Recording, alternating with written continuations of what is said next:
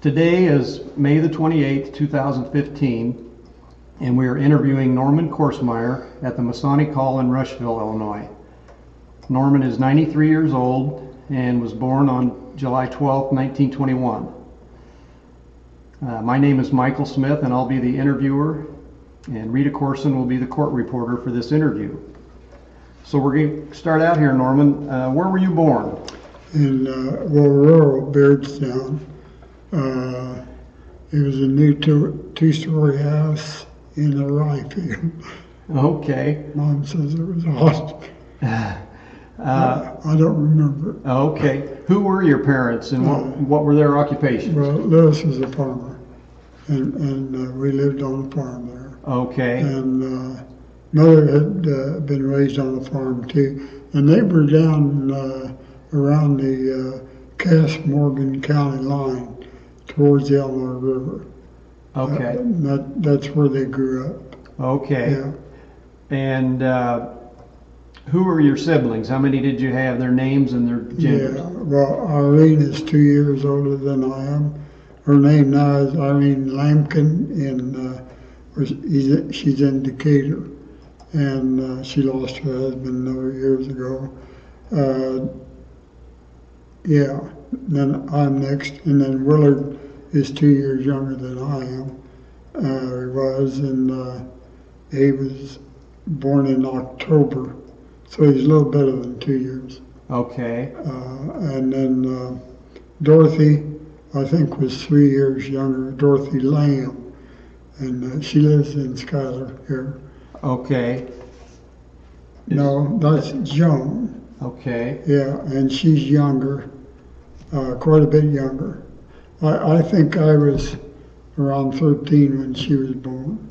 Okay, and I've got a picture of his younger sister when he came home on one of his leaves, and I'll hold that here in front of the camera.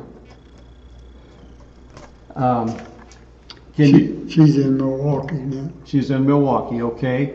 And you mentioned your brother Willard. He served in the military, correct? You want to tell me a little bit about him? Well, he was at school at Valparaiso in Indiana, and he said recruiters, this is, well, after the war. Yeah, I was overseas at that time in the general someplace, and he said the recruiters came through there and with the Air Corps, and he said he didn't like the idea of being drafted into the Army, and he was always a little shorter, smaller than I was, but he didn't like the idea of meeting a big German with a bayonet, and they offered him flight training. I think he was there the second year. Okay. And he took it. Now, he and Bob Walker from Beardstown had gone together to school, and Bob didn't go, or didn't take the Air Force bid, and wound up then drafted, and he went in the infantry in Europe. Okay, but your brother went on into the Air Corps, and just briefly tell me. Well, they were flying out of England, and he was in were flying a P-447, and that was a radio engine. The last one, I think, fighter plane, radio engine. The 51 was after that thing, and that was an England. But this is one of his first missions. I don't think it's quite the first, but they were escorting the big bombers in there for the raid. And after that, then, after the bombers had got rid of their bombs, they were more or less on their own. They figured they had a lot of maneuverability then, and that they could get back. And they said when he was what called flying wing for a man that was above him in rank. Okay. And had been to quite a bit of combat. And on the way back, they spotted this airfield with some planes on it. And the guy in charge got on the radio and says, we're going to take a crack at that runway and pick up what planes we can going through there. And the way Willard described it, he figured that he would go to the end of the runway and then turn and go down even with that runway. Well, he didn't. He went before that. So Willard wasn't anticipating that. And he said, I overshot the turn that way. And that got me so many seconds behind him. And he made it through, and Willard didn't. Okay. Anti-aircraft gun got him, and they hit an oil line. He got back up in the air far enough to bail out. Okay. And then he said instead of facing a German with a bayonet, he was facing mad farmers there with pitchforks. Oh, really? But the Germans did capture him? Yeah. Okay, and he went to a Right POW. away. I guess, well, he said he felt a lot better when the soldiers didn't get there, when the army got there, or the German army people got there. Okay. He didn't know about those guys because they didn't like the idea of being shot at. Right. So how long was he in a POW camp then? It wasn't a year. Okay. But I think it was more than 6 months somewhere. I never did check that. Okay, but he. Yeah, he got out on VE Day then. Okay. Okay. And I happened to be in Great Lakes Hospital. And when he came through Chicago, he came out there and seen me. Okay, that was nice.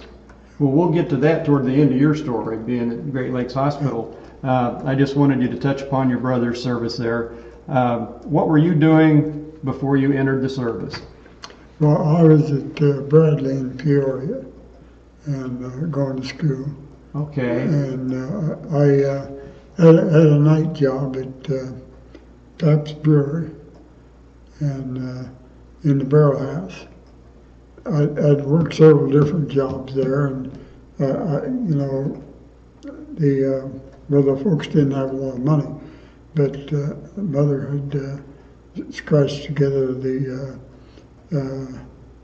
enrollment money, and so I was working what I could for the others, But that brewery job was a dandy, because we'd I don't know what time we'd start, but I think 4 or 5 in the evening, and there was just one guy there. He was the foreman of the pitch crew. Those aluminum barrels, they had a pitch in them. And my job on that crew then was to handle those barrels, both after they were pitched and before, because they had to heat them. Okay. And I had a couple guys on lines and heating those barrels. And then getting them, and the foreman was the one that did the pitching. What is pitching? Well, it's like a black tar, only I don't know if it's edible, but it can be used in, it was a liquid form because it's hot. Okay. And that keeps that alcohol and spirits off of the aluminum. Okay. That was the idea. They lined it with that. Okay. Yeah. And I think you told me that you were in pretty darn good shape from that job. Yeah. Build up pretty good, weren't you? Okay.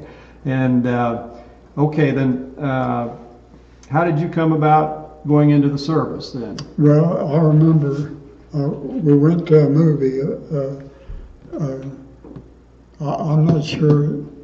No, he wasn't living with me, but he's one of my friends there at school. And we went to a movie there, and when we come out of the movie, and this would have been uptown Peoria, and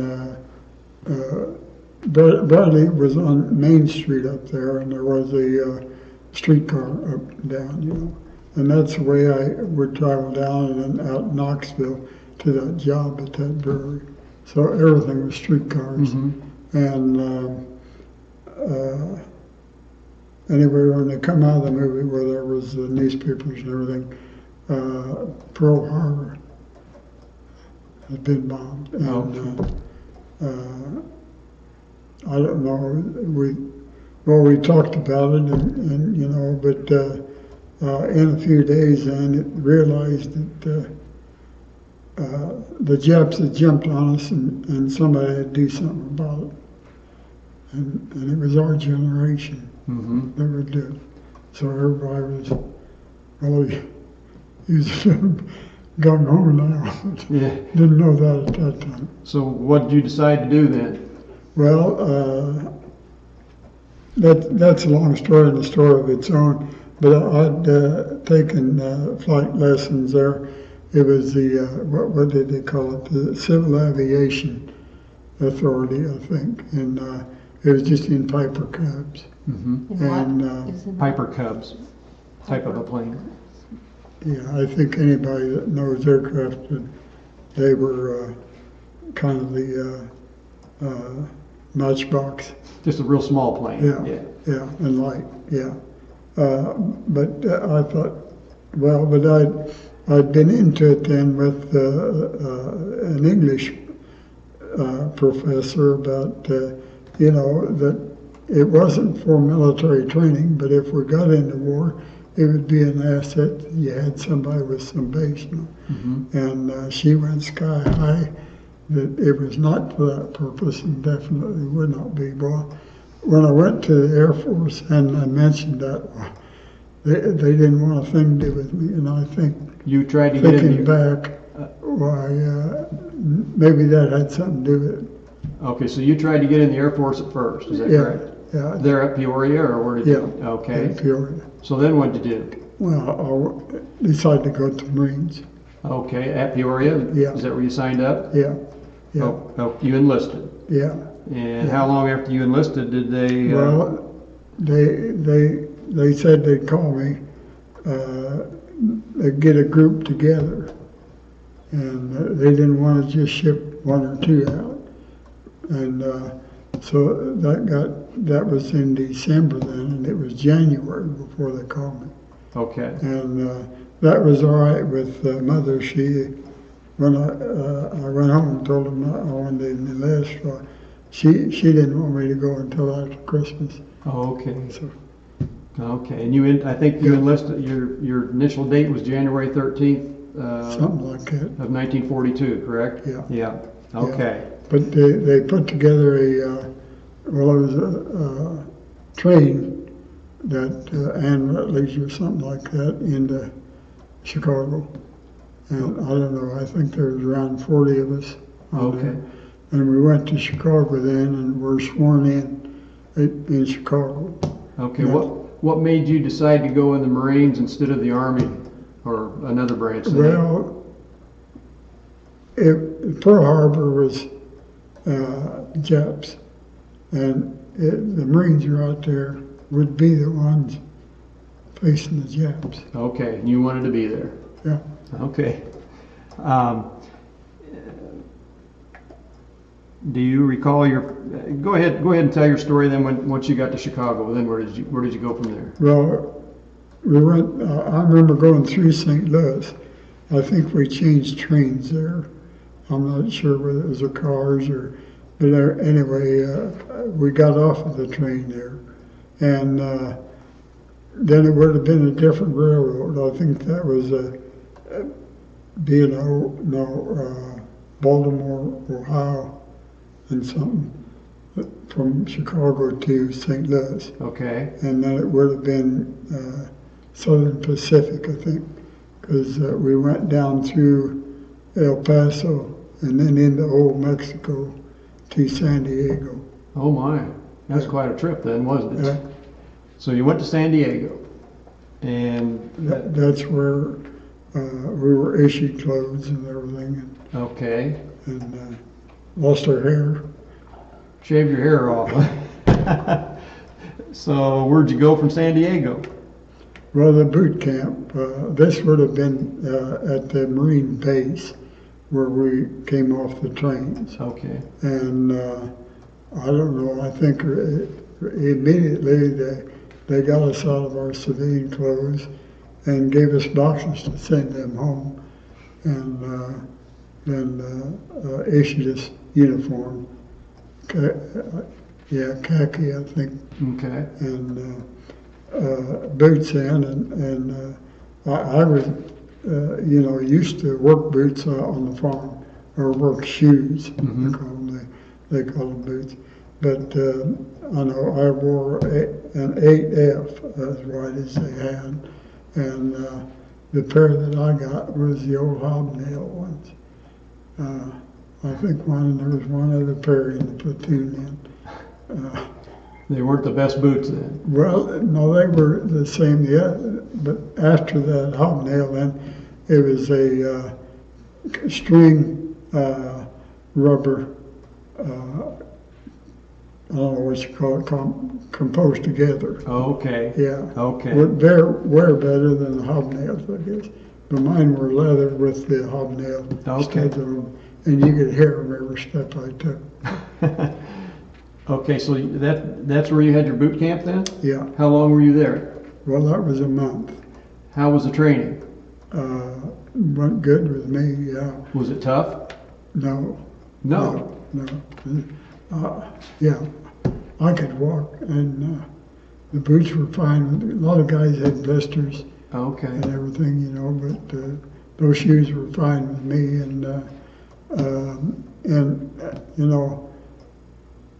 I'm short now, and I went to a reunion in Minneapolis, and the guy said, "How the heck did you get in the Marine Corps?" Oh. Shortened down. Yeah, well, I'm going to show a picture here pretty soon what you looked like back then. Yeah. So anyway, I was put up to the front then because I had good cadence. okay, so you did well in boot camp. Yeah. Were the instructors pretty tough? Not well.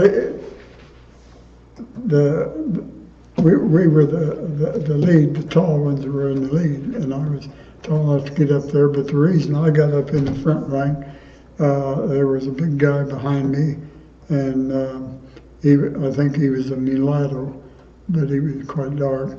But anyway, he had no coordination at all, and so they swapped me up there pretty quick. Okay. Yeah, I stayed there. Okay. And some of the others then down at the tail end, the short ones they called feather merchants, and it seemed like that's where they picked them. Okay. So how were your barracks and your food during that time? Real good. Real good. Yeah. So what'd you do after that 4 weeks? Well, went to rifle range. And that would have been out at Camp Elliott. It was, I don't know whether it was part of Camp Elliott, but neighbor. Mm-hmm. Yeah. And it was just the Marine Corps rifle range. And we stayed there a week. And I think you told me you did pretty well Yeah. with the rifle, is that correct? You were I had the expert medal. okay. So then, after the rifle range, what'd you do? Was sent out to Camp Elliott into the 9th Regiment. And I don't remember the company name Okay. or anything, but it was the 9th Regiment that later on then I run into them at Bougainville. They were there with the part of the 3rd Division. Okay. And I remembered a guy or two, but the one guy did. So How I got to him, I don't know. So why didn't you stay with them? What happened then? Well, there was a group came in there then. I think they were out of the 6th Regiment, and they had been in occupation. Well, it wasn't occupation, but they had been in Iceland as they were having trouble with Europe and the Atlantic Ocean shipping and everything, and the United States had a Marine detachment in Iceland, and these guys had come back from there, and they were going to be our NCOs, and but the captain that came into the company then was part of them too. Okay. And buddying around with those guys, I decided pretty quick, that they were the bottom of the barrel. and because I made the mistake of going to L.A. with them, and one of them had a car, and all they were interested in was rolling queers. Well, I'm a country boy, so so I got away from them as quick as I could, and I was not impressed with the captain, and he was kind of feminine, and things like that is what he was worried about. So the talk there then that there was a suicide outfit taking volunteers. And, a suicide outfit? Yeah, okay. that's the only thing I heard. So on a Sunday morning, I went down there. They had a building and number on the building, and I went down there, and they had an interview room, and I don't remember, I think I was the only guy. After I got in there then, and there were a number of them out on the truck later on, and one or two there in the rooms, and the guy just looked at me and he said, why do you want to volunteer? And I told him, that the Japs had jumped on us, and we thought it was up to us to do something about it, and I wanted to do whatever it took to get at it. And he said, get your clothes off and go in the next room, and there's a medical doctor in there, and he never examined me, he just looked at me and said, you'll do. Said you will do? Yeah. Okay, you were built strong enough that they wanted you in the suicide mission. So suicide squad, what exactly did you sign up for? It was the Raiders. The Marine Raiders? Yeah. Okay. I hadn't heard that name, and I had not heard of Carlson or Jimmy Roosevelt.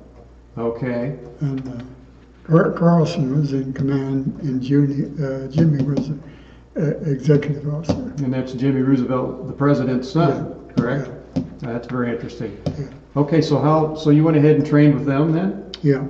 For how long? Well, they told me to get my clothes back on and get on a truck, and in the alley back there, and there were a couple other guys on there, and there were, I think, 8 or 10 on the truck when we went out to Jack's farm then, and that's where the other Raiders were. Okay. And ABCD was formed first. Those companies, ABC and D, okay. And then Carlson, whether he got orders or decided to do it, I don't know. But 2 more companies, E and F, and I wound up in F company. You were in F company of Carlson's Raiders? Yeah. Okay. So just kind of give me a timeline. Just go ahead and tell me what happened next and where you went. Well, I went through boot camp, and so it would have been the first part of February that we went out to the rifle range. And then it would have been about the middle of March when I would have gone out, middle of February. Because January, middle of February I went out to Camp Elliott into the 9th Marines. Okay, but I mean, once you got into the F company, what'd you do from that point on? Well, Jack's farm, I don't know, we weren't there too long. 3 weeks, and we boarded ship. Was that 3 weeks pretty tough with Carlson, the Raiders? Yeah, it was a lot of, well, it wasn't patrols or anything, but a lot of marches. Okay. And different things, and bayonet training and like that. Pretty tough bunch of guys? Well, I was impressed with them, yeah. Okay, that's what you wanted to get into then. Yeah. So from Jack's farm, where'd you go? Aboard ship. I remember riding the trucks then down through San Diego, aboard ship there in the Navy Yard, and we went to Hawaii, Pearl Harbor, and going in there, I was on the bow of the ship then, and that Big Billy of that Oklahoma battleship was up there, and it was impressive. Just you got to see what the Japanese had done to us. Yeah. How'd you feel about that? Well, That's why we were there. Yeah, that's right. Yeah. That's right. So you got there, had you already been outfitted with your equipment at that point? Yeah, yeah. Because we had M1s, and we got those M1s that first day there at Jack's Farm. Okay. And Did you get that was no, yeah. I don't know just the exact day that we got that, but we got that gung ho knife at that time too. This is a replica of the gung ho knife that Norman used in Carlson's Raiders. Yeah. This is much he didn't get to keep his original one, but he tried. Shinier and yes, sure. But so you go to Hawaii and Pearl Harbor, then where? I think we went over on the windward side, whether it was almost the first day on trucks, because I remember going up over that mountain and pass that way and down the other side. And I think they sent us, well, two things. One for rubber boat training in the surf, and the other one was to patrol the beaches. What was the rubber boat training? Well, for people that don't know. Yeah, they were called 10-man boats. There was room for 4 men on each side, and they were ribbed like that, about 2 feet round, and then you had a flat bed between them, and that was only about 4 feet wide. And so 2, 4, and 2, they were about 8 feet wide, and had a bow to them. And that bow come up then with those 2 side ribs that come up like that. And you had a straight across on the back then, and you had a mortar ebon rib, open ignition, and they didn't last long in salt water. Okay. And but anyway, we trained in that, and that's where that's the first ocean that I'd ever really been in. You know, first time I'd seen the ocean was there at San Diego. And, but where we were at, they call the pipeline now. And so it was pretty rough waters. Yeah. Pretty rough training? And, well, not to me, no. You know, I could handle it. Yeah, okay. You were pretty tough then. I mean, did some guys have trouble with it, or most guys adapted that pretty well? Yeah, most of them made it all right. Okay. I think some of the smaller guys, and but you know, if you on the march and you was hurrying, if you could take long steps, you had long legs, you got along right. But if you was short legs, you were actually trotting. Oh, okay. You did a lot of marching then. And I think that's what got those, well, they call them feather merchants. Okay. So you did that training, and you also said you did some, you actually had some assignments at Pearl Harbor, correct? Well, yeah, the patrolling the beaches. Patrolling the beaches. And well, there were several different things there. That, I don't know if we want to go into that or not, but I think this would have been about Midway, and I don't know whether it was before the Battle of Midway or after. I think could have been either way. I don't know, but anyway, we took one of the rubber boats and we rolled them up, and they had a sack for them, and that was kind of strapped then. To pile them up, and but we took that one loose and rolled it lengthways, and there's just 6 of us, and pulled that into a PBY. That was the flying boat that patrolled the skies over the ocean.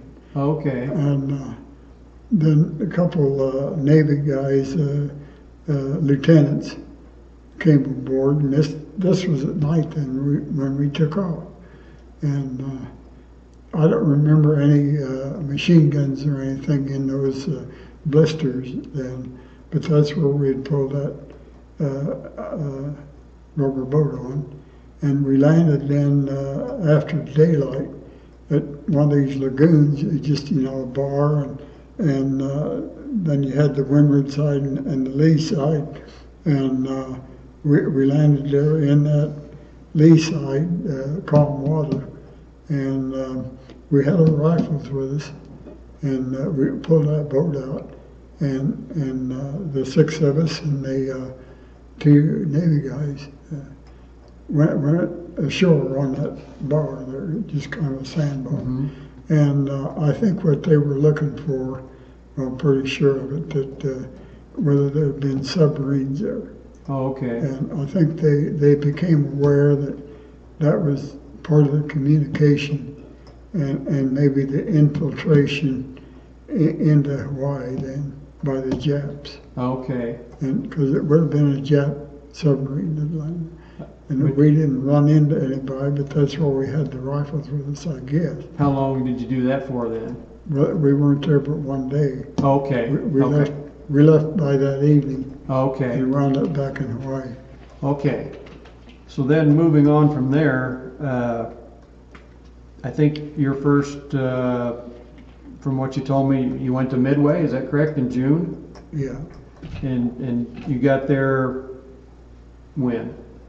After the Battle of Midway, I think, if I'm right, the Battle of Midway was around the 8th, and it lasted just several days. And that was Navy ships and everything. But C&D Company did get out there ahead of the battle. They went out on the cruiser, St. Louis. Okay. And we went out on the converted destroyers. Okay. Yeah. What did you see out there when you got to Midway? Well, it was just sandbar, and we unloaded off of the destroyers and just bunked there in the sand. And the Goonie birds, albatross, I guess, they take off, you know, and do a lot of flapping to get and running to get off. But then when they come in, they just get so low and then just fold their wings and drop. But they weren't afraid of us or anything. If that was their territory to nest, well, they moved right in on us. Okay. And, Did you see any remnants of the Battle of Midway then? well, yeah, all the fuel tanks and everything, a lot of them were still burning. Okay. Yeah. But that was mainly an aerial fight, I think you told me, at Yeah. Midway, right? Yeah. Okay. Yeah, the Japs did not land. Okay. And I guess that's why they got C&D out there. But that was just 200 guys. They'd have been overrun pretty quick. Sure. Yeah. But I know talking to those guys, they talked about taking pot shots at those planes as they went by. Oh. So after you went, what'd you do after Midway then? You mentioned something about the Aleutian Islands. Yeah. Well, the Japs had landed up there in the Aleutians, and they issued us blanket line clothes. There was like an overall with suspenders on it, and a jacket, a good jacket, and an aviator's cap, and they were all blanket lined. And the Raiders had Raider boots, they call them. They were 8-inch boots, and heavy. They did not have any insulation on them or anything. But anyway, we headed up there, and the mortar ammunition, the mortars, and the machine guns that we had with us, and the extra ammunition thing was all piled up pretty high. There was a deck ran behind the pilot house, and that was pretty high then compared to the deck down there, and we got into the rough seas. They wanted that weight off of there because, you know, when you get in the rough seas in the Pacific, those big swells, and I think there was 5 or 6 of those destroyers, and they'd all go out of sight, and then pretty soon they'd all be there with it. The whole destroyer go out of sight. Yeah. Oh my. Yeah. You know, and when you was on the side of those big swells, then, you know, that ship really go over.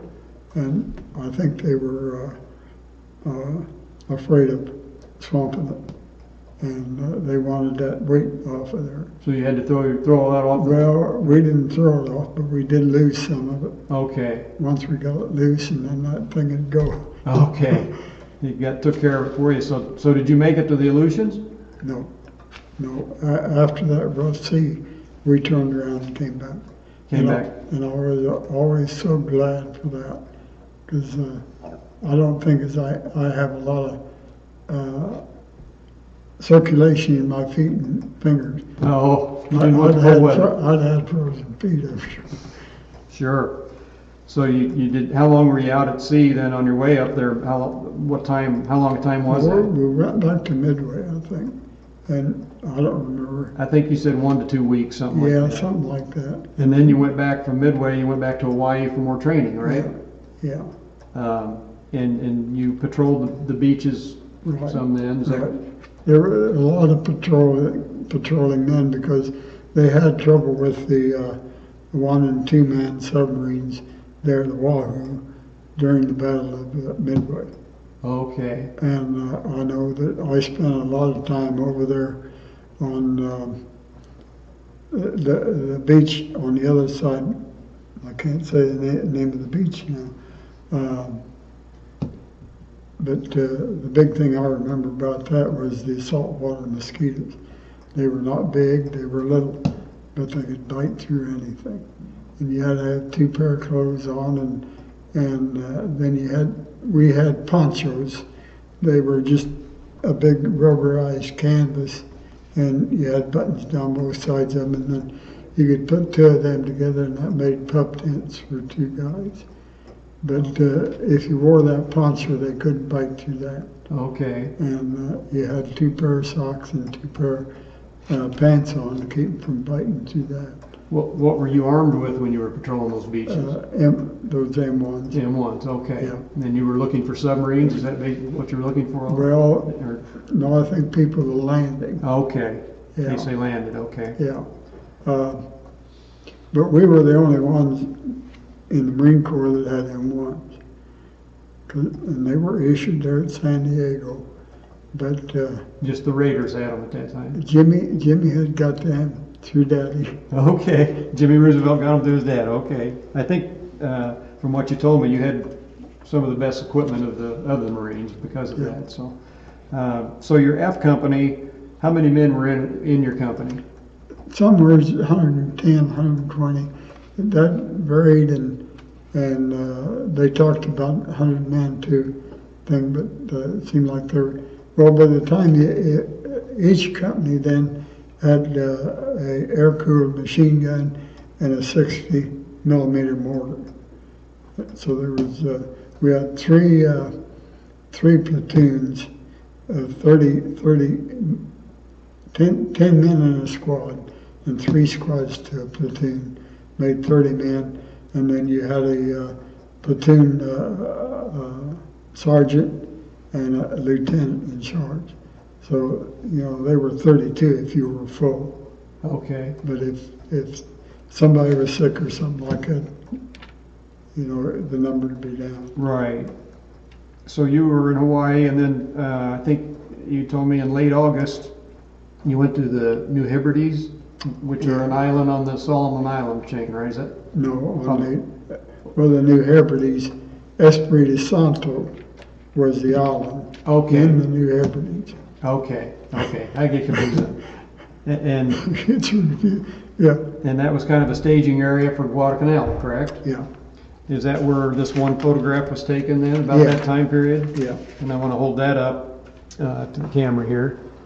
And Norman is in the second row on the far left, and you can see that he was in very, very good shape at that particular time in the service.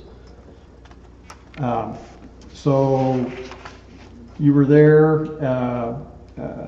I've got late September of 42, and you trained, you were training for Guadalcanal, is that correct? What all kind of training did you do while you were at there? Well, there was, not as much jungle as like Guadalcanal, but it was similar because there were coconut groves there, and there were some on Guadalcanal, and there were grass areas there, and quite a few cattle there on Espiritu Santo. Now there was also cattle on Guadalcanal, not too many, but they were there. Mm-hmm. And that coconut grass got quite tall, and it was a very coarse grass. And people could hide in it pretty good. Sure. Yeah. So there was different terrain, but we just trained there, and we camped out and whatever. And, Okay. So you did in fact go to Guadalcanal then from there? Yeah. And that, I think you thought was in November, sometime in November? Yeah, late November, because it was mostly in December, I think, that the long patrol. Okay. When you first went there, where did you land? Iwo Bay. Somebody got the idea they had the perimeter around the Henderson Field, the airport, like that.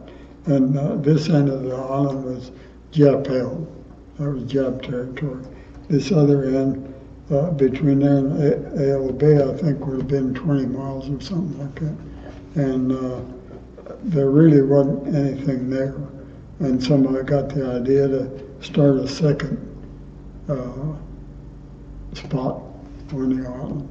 And I don't know whose idea, or anyway, it was not liked in a lot of places, but the Japs, I think, came in there then, or were there, and there's some story then about barge loads of the 2nd Battalion out of Tulagi came over there, and that's what caused the Japs to leave. But anyway, when we got there, they were supposed to be Japs, and there wasn't. Any Japs there? Okay. They had left the day before. And you were there for a couple of days, is that right? Yeah. And then you got. I can remember staying there one night. Okay. And you landed on. What did you use to land? Well, we went back aboard the landing ship. No, we'd gone down there on the destroyer, the same one that I was on going to Alaska. Okay. And then came back to Hawaii on the U.S. Manly. And it was lost then later on there at Guadalcanal. Mm. But how did you go aboard? How did you go to the shore from that ship? By the landing craft that was on the destroyer, and they were the old Higgin boats made out of wood. They did not have ramps that went down. You went over the side. Okay. And that could be an experience, because depending where the shore, you know, if it was steep, you went over the side of that boat. Right. So you left Iwo Bay on the Higgins boats and went where? Well, as I remember, Benny, but it was just outside of the perimeter. The perimeter came around like this, and Iwo was up here, and instead of marching down here, and I think E and C companies did go by land. But they were a couple of days ahead of us. Okay. And but the Japs had made a landing up here on this end of the United States head, and we were told then our job was to intercept them. Okay. And that's why we landed there, and followed them in there then. And I know a lot more about it now in reading books and reading Japanese books especially. And but there were two kinds of Japs that we run into: those that didn't have any fight in them, and those that had a lot of fight in them. And I think there was that difference. Those that had landed there had their equipment and everything. The others then were the remnants of the defeated units. Mm-hmm. And according to their beliefs and everything, that they should have died with their units. But a lot of men were the officers' corps, and but sometimes and there were a lot of stragglers. You ran into, that's where you first ran into the Japanese then? Yeah. That's when you landed up closer to Henderson Field there, right? Right. And I think you told me that you didn't have your M1 when you went to Guadalcanal, correct? You had. Yeah, but we forgot about that. That after the Macon raid on Macon, and that was A and B companies, and they went on 2 submarines out to Macon Island, and it was a rough sea and everything, and they had quite a time getting on the island, and the snipers in the coconut trees and everything held Carlson up for quite a while. So he decided when he got back to Hawaii then that he wanted snipers. And those that had the rating coming out of boot camp, he took out to the rifle range there in Hawaii. And we shot there the better part of a week. And what rifle did you shoot? Well, it was a Springfield bolt action, 5 rounds to a clip, and it was kind of a delicate clip. You could collapse it pretty easy, but you learn to use it and use it fast. And your gun had a scope on, is that correct? Yeah. And telescope, Yeah, okay. telescope on it, right. And a Stargaze barrel, I don't know what that was, but you said. Well, the way they explained it, that it was the first one off of a tool. And in other words, you had your bore to bore the hole in there, and then you had your rifle tool that made the shoulders on that groove then. And that gave you control of that bullet all the way down there, and that's what they call rifling. Yes. But that was the first barrel out of a new tool. Okay, that explains that. Yeah. So I think you told me you saw the enemy almost every day while you were there. Yeah, yeah, and one were the stragglers, or there was always Did they put up much of a fight? no. Did you take any prisoners? Well, they were one of them. Yeah, I didn't, or was not in on it, but one of the other companies, they caught 2 of them in the river, and evidently the American was a pretty good swimmer, but the one of them was plumb full of fight, and the other one was real docile. So he had quite a time with one full of fight, and everybody around him then, figured that the one that was full of fight, he was not going to surrender or in any way, and they said, sooner or later he's going to get killed, and that's what wound up. He did get himself loose, and we didn't have a lot of rope or something like that. We tried to use vines. Oh. And, you might get a little tape from the corpsmen, but they didn't want to get that up either. No, Yeah. no. But you said the conditions were very bad there, correct? Yeah.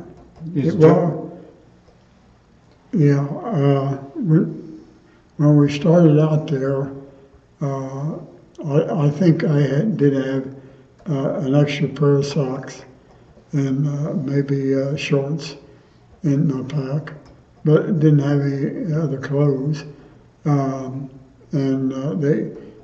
they issued sea rations, and I think somebody was lazy because they didn't break them up or anything. And when they come to our platoon, then it was chocolate bars, and I think I had about a dozen chocolate bars.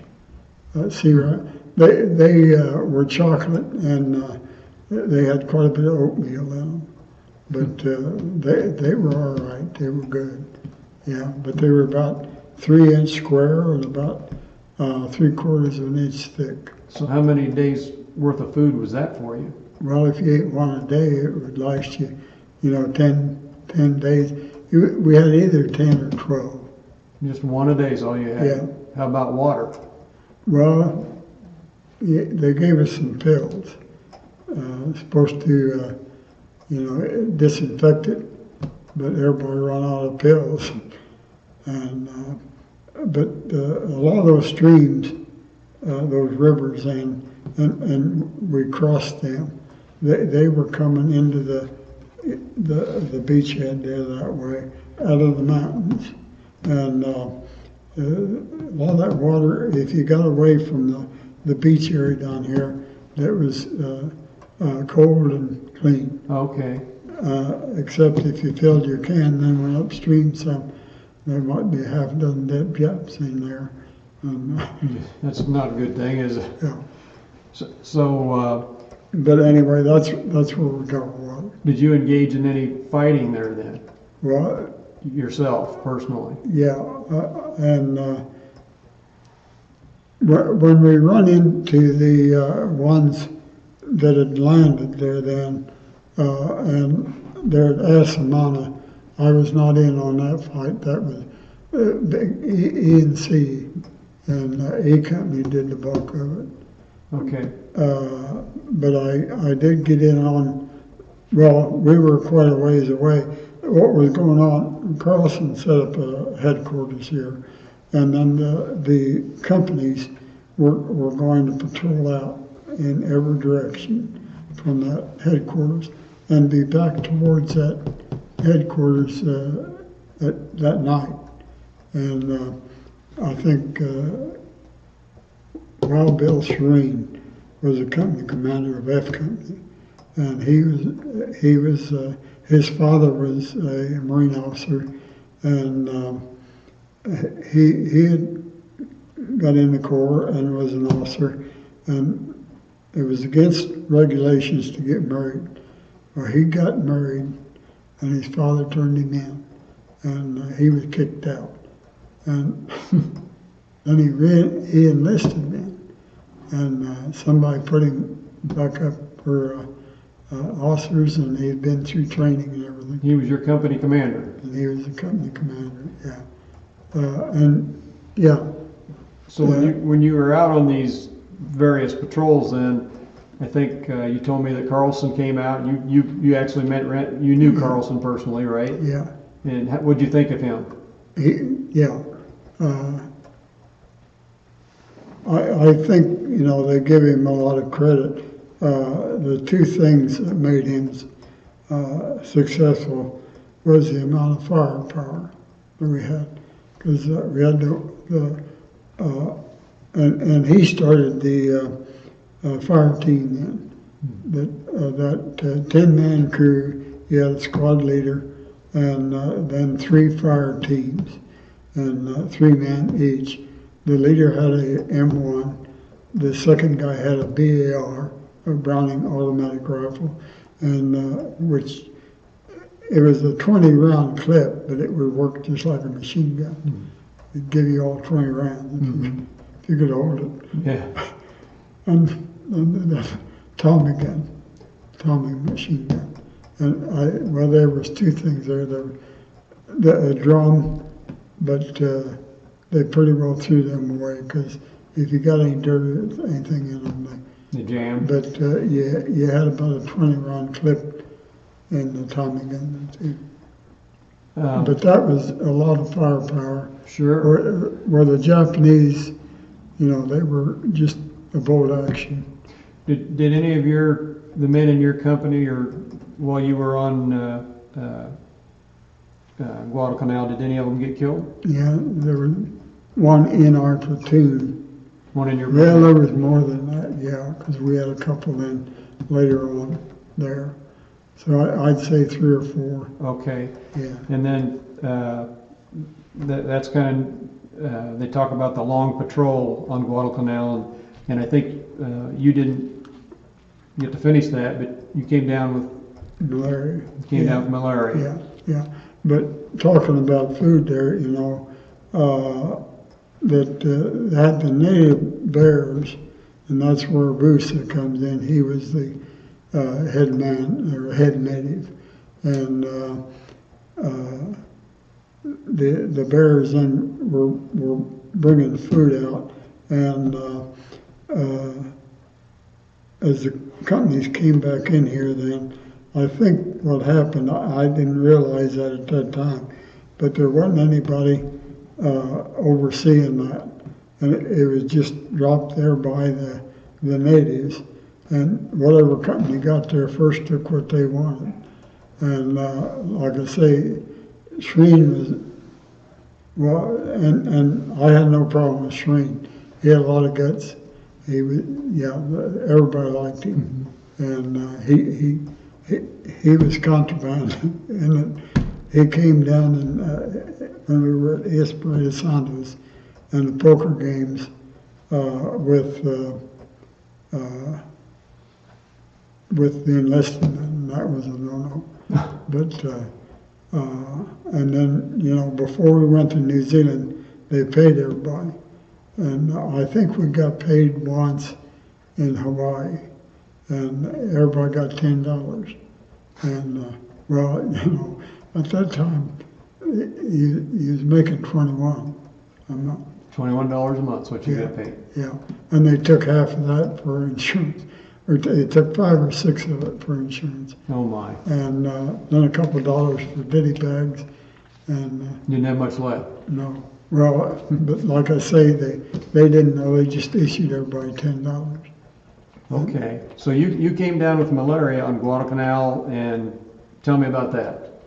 I think you said you got delirious and don't even really remember much. Yeah. Is that correct? Don't remember much coming out of there. But they got you out of there and took you to where? There's several other things we might touch on. I don't know, we're going to get too long here. But anyway, the lack of food then, when Shreen always went farther than anybody else. And when we got in, all that was left was cigarettes. And and I thought then that the others was heavier, so the natives were pitching it, and the cigarettes were light, and they wanted to share in them, and that's why they got there. But then after reading everything and talking to everybody else, some of those, like a B company was, faring pretty good. And they were getting some of those rations. Well, they got more food than you did. And the Japs were out of food too. Like you had all these, loners and everything running around, and the encampments they were out of food. So you had your native villages there. You went through and the native huts would be there. Well, they also had a garden, but the Japs were there before we were. Oh, they'd raided the gardens earlier. The only thing in there was green bananas thing. And they're not like the bananas we get now, but they're little 2.5, 3 inch bananas, But they were bananas. But in the jungle there, they didn't really ripen on that vine. They green and then rotten. And but we learned to sin. Just water in our helmet after we got that fire started. Cook them a little bit. And slice them thin and 1/8 of an inch, and then with a knife work them on that water on the hot helmet. And you get them where you can swallow them. So you when you went in the service, you told me you weighed about 185 pounds. How much did you weigh at that point when you were in Guadalcanal?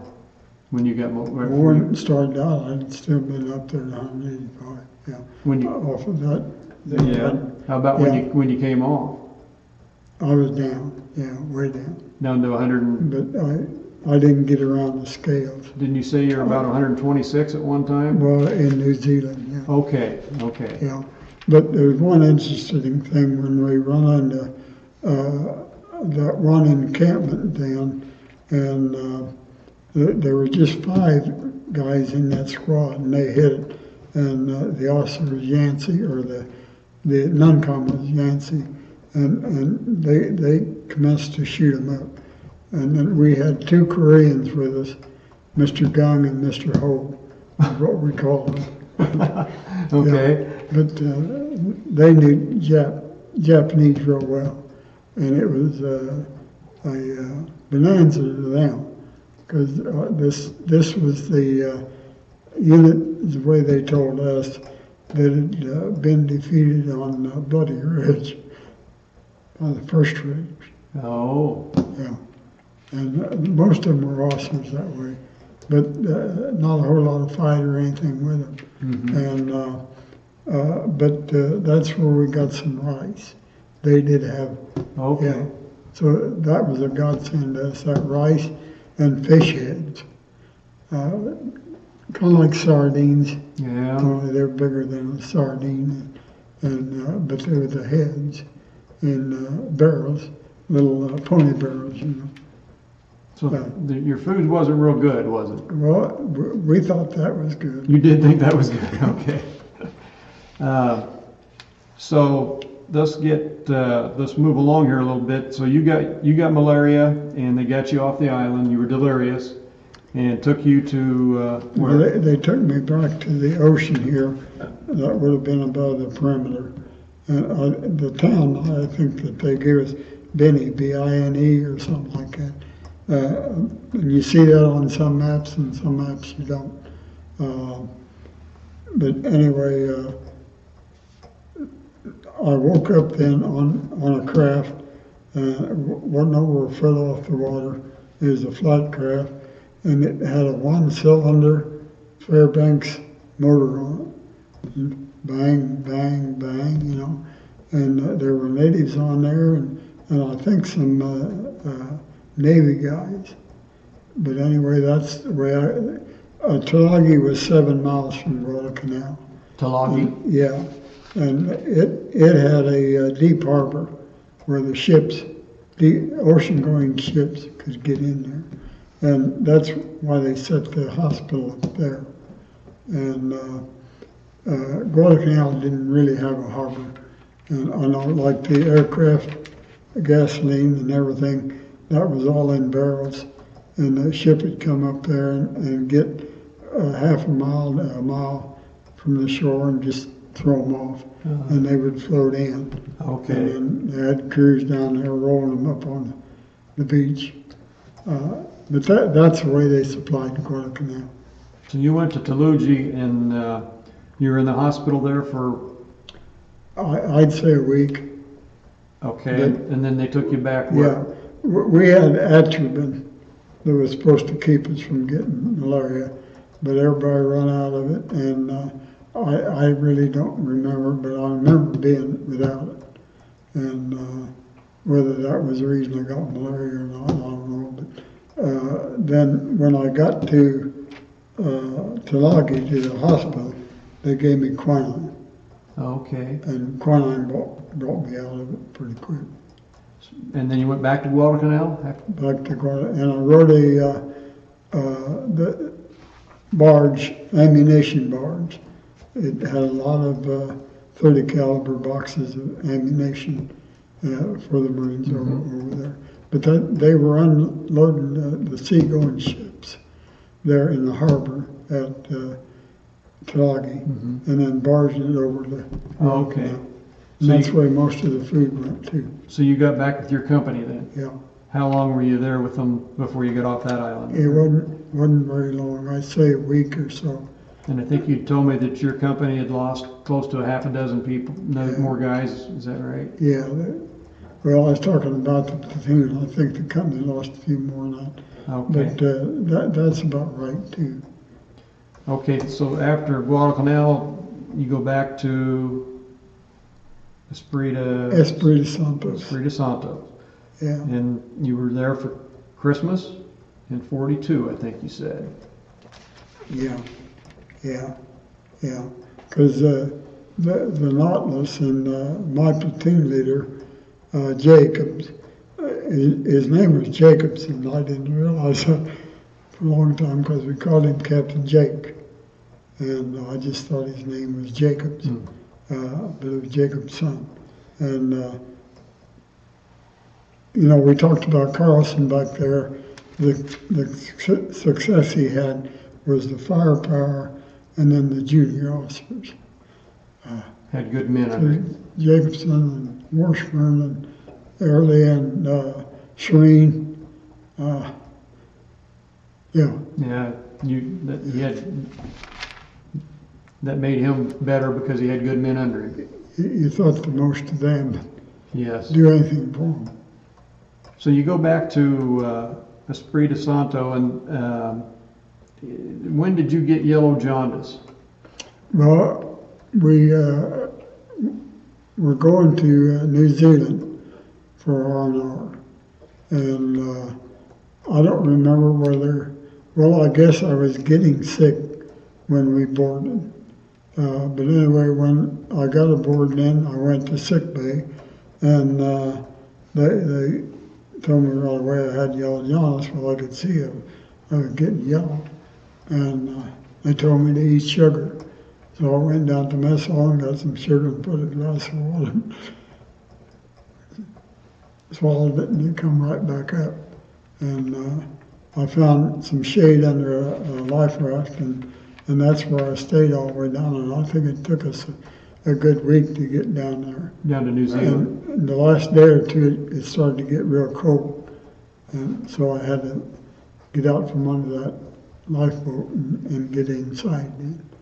But when I came on, this was in Wellington. You got two islands in New Zealand, North Island, South Island. And Wellington was down here on the tip of North Island. And you had a strait through there. And it wasn't very far, just a couple miles. And Wellington was the capital then of New Zealand. And we were down there, and they, when I stepped off that gangplank, there was British and American brass there, and mostly medical people. And that young British guy looked at me and said, "That's the worst I've ever seen." Worst case of jaundice he'd ever seen. And tell us what you think got you well. Well, they didn't have beer; they had stout, and each bar got one bottle of brandy and one bottle of scotch a day, and they did not hoard it. If we come in and had money, we got a shot. Sure. But I think the first or second day, probably the first, I walked into a kid from high school that was in the 2nd Regiment, and he had been to Guadalcanal too. But he had been there before. I think they sent all the New Zealand men were over in North Africa, and they were without anybody to protect them. And I think the United States sent that Marine regiment down there to reassure that we were staying with them. And so they were set up there before Guadalcanal, and they loaded there to go, and they landed at Tulagi then. And then there's a Florida island next to it, and those two they took, and then came over to Guadalcanal later. Okay. But that's where he had been. And when he was there the first time, he got acquainted with this bootlegger. And so that's where he turned. In New Zealand? Yeah. Oh, okay. So we had a supply of booze. And you think that might have helped your jaundice, right? I'm sure it did. You had a pretty good time on R&R? Yeah. Yeah. Well, we were just there 5 days. Oh, okay. Went pretty quick then, didn't it? Yeah. Well, they told us to go back aboard ship, and we were going to go up to Auckland, which would have been up the southern end of North Island, and stay there 2 months. Well, I think all but 2 or 3 guys went aboard ship. I think if they'd have told us what was going to happen, we was going to Espiritu Santos, they'd have got 2 or 3 guys off. So they kind of fibbed to you, huh? Yeah. Got you all back on there. So you went back Yeah. to Espiritu Santos then? Right. Okay, and I think you said when you went back there after New Zealand, it was very hot, and you Yeah, ate, and yeah. and you didn't have very good conditions. Well, yeah, and the food then, it was New Zealand mutton, not lamb, mutton, not their sheep, you know. That, and we didn't have cooks, and we didn't have equipment, but they did have some gas heaters and flat pans, and they put those pans over there and heat that up. We did have dehydrated potatoes out of the state, but they smell and taste burnt to a certain extent. It was not an appetizing meal, and the only drink they gave you was synthetic lemonade. We called it battery acid. So yeah. And this is about the time that, go ahead. Carlson was relieved. Yes, Carlson was relieved by, But I know, well, Shapley didn't come right away. okay. Because there was quite a period in there where there was no, nobody looking after anything. We didn't have reveille.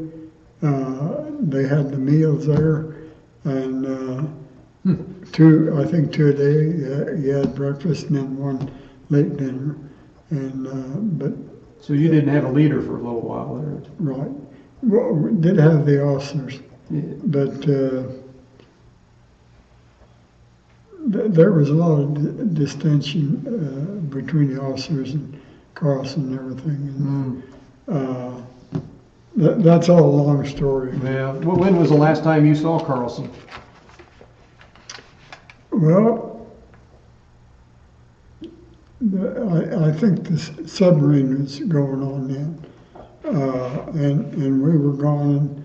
Oh, When we came back one time, he was gone.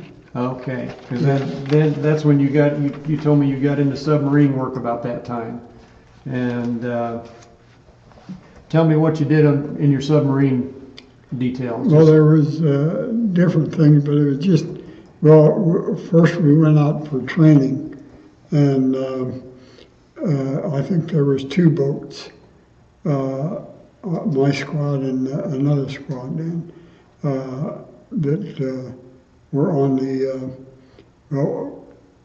Narwhal, and it was just a bigger sub, an old sub, bigger and stood higher in the water, and it was shorter than the Anopheles. But because the Argonaut was lost then, it was in there at Espiritu Santos for Christmas, because I know Jacobson was a good friend of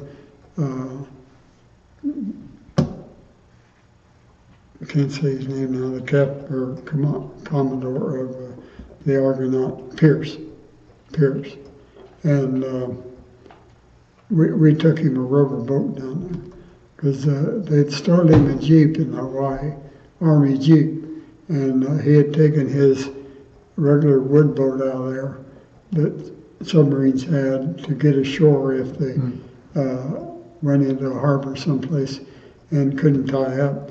And he wanted the boat back, so we took him a rubber boat. Okay. And then that was they were lost at sea then January the 10th in the Coral Sea. Never be seen again. Right. So your submarine work, you trained, and then tell them just briefly what you did on your submarine work. Well, you know, this is all at night, and the blacker the night, the better want it. And if it was storming a little bit, well, that was ideal. The one thing, if you're in rubber boats and you're landing, last thing you will run into is the enemy. We're trying to do this and get done what we wanted without being detected. Because if we were detected, we're not going to take bullets very long in a rubber boat. So you'd go out by submarine and then you'd launch your rubber boats. But that submarine wouldn't go in within 2 miles, depending on the shape of the island and everything. But we were always on the windward side of the island. You know, the wind was from the north, and the lee side would be the lagoon where you had quiet water. But that's where everybody was going to land. They wouldn't come through the surf and try to land there, because most of that surf was on rocks. But if they did their aerial photos and everything, they could find a little strip of sand in between the rocks there, and that's what we were heading for. And what was the purpose of your... Well, different things. I think we took... the Australians had Coast Guard watchers, and they were on almost every one of those islands. And they had made friends with the natives and would have their camp established. And the natives would warn them if the Japs were coming or something, that they were pretty confident of what they were doing there. And they called it the slot between Bougainville. You had your ball up above them then, and that's where the Japs had their aircraft. And the slot come down to Guadalcanal. And you had the Central Solomons, a lot of smaller islands in there. And that's where the coast watchers were on there. And so we took some coast watchers into the beach.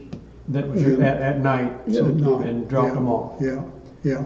And then also we looked for some Japanese radios. And I don't know if we had too much success with that. A couple of them we didn't. But on that then, if we wanted time to try to find them during the daytime, you know, work through the jungle. We landed there with 10 guys. 6 of them would take the boat back to the, you either had to hide it or take it back to the sub. And we took it back to the sub, or 4 stayed. And I remember staying once because I had that telescope rifle. Okay. Yeah. And we did find a radio once. How did you get the 2 miles to shore? Did you have a motor on that raft? No, they gave up on the Evinrudes, and it was paddles. Paddles? They weren't oars, paddles. Okay. Yeah. And you had to paddle back out to the submarine? Yeah, and that was the job. Because going in, we had the wind behind us. And if you didn't paddle, you were going in anyway. And you got so close, you knew there wasn't any turning back, because that surf was going to take you in. Yeah, and that's why you always hoped that spit of sand was there. So did the submarine stay out there while you were ashore there? Yeah. Did you ever have any, was it underwater or was it above water during the night while you were in there? It all depended. We were in Jap waters, and if they were, everything was sonar then. They did not have radar. Now, they were getting radar on some of the like the heavy cruisers and battleships, but the submarines did not have it. They had sonar. That's what they went with. Okay. And if they were confident of being, they had to be on the surface some, because that's when they had to charge their batteries at night. Okay. And I remember being on some longer trips, and that daytime underwater in the tropics that way, it got pretty hot in there. And you said, what was the crew on the submarine? How many men were on the submarine? I think it was a good 100. Okay. Because all of this was on the Nautilus. And it was a little bigger sub than the others. Okay. Yeah. Well, let's move along here. So after your sub submarine work, I think you went to New Caledonia. Is that correct? Yeah. And that's a French island, didn't have any Japanese, is that right? No. And by that time, you told me that you were down to half size due to malaria and some yellow fever and what you did? Yellow jaundice. Yellow jaundice, yes. Yeah. Yeah. And dysentery. Yeah. The only place that I remember weighing in was down in New Zealand. That got to scale. And that's when you weighed how much? 126. Down to 126 pounds. Okay. And you picked up replacements in New Caledonia, I think you said. Yeah. And Yeah. brought you back up to full strength. And that's when you trained with Shepley. And after that, I think you said that you went to Bougainville. Yeah. What Yeah. can you tell me about going to Bougainville? Well, Bougainville was, I think, November the 1st. Yeah. That's what, in 43. Yeah. Yes. Yeah. Yeah. And we were on a big landing ship then, and we went over the side on cargo nets into a landing craft that had a ramp. And like when we landed off of those destroyers, those were small, they were Higgins boats, but made out of wood and no ramp. Mm-hmm. You went on the side. So that was different. These were bigger boats in. And I think those, when we were on the destroyers, about 10 or 12 guys in that boat. And these would hold 20-something. Okay. Yeah. But there were shells landing in the water as we went in. You were being shot at. Yeah, and then when we got close there, the machine guns started firing at us. And but we made it in there. But I don't think the coxswain getting the boat. He had a sheet of metal in front of him there, but he was getting down, holding his hand up there to steer the boat. So the boat was going sideways there on that beach and everything. But we come off in waist deep water under that, and it was quite a ways up across the beach. And I'd seen aircraft in the sky, and when we hit the beach and started to cross there, I looked to my left, and there was a zero turned in there. And Japanese zero. Japanese zero, and they had 20 millimeter machine guns, and it was slower than just bloop, bloop, bloop coming down that beach, you know. And I seen an old mahogany log over there, and I was heading for that. And that Corsair turned in behind the Jap. Corsair is an American plane. American plane, yeah. They had a break in their wing then, and but that's where you could spot a Corsair. Them and P-38s was the two fuselage fighter. That's what the Marine Corps had at that time. The old Grummans were down there at Guadalcanal. They were, yeah. So you Pretty slow. So you saw this Corsair coming in after the zero? And he had 50 caliber machine guns, the American, and the rounds were fast. But they hit that log and just shattered it. The one you were headed to. Yeah, yeah, Did they get the zero? yeah.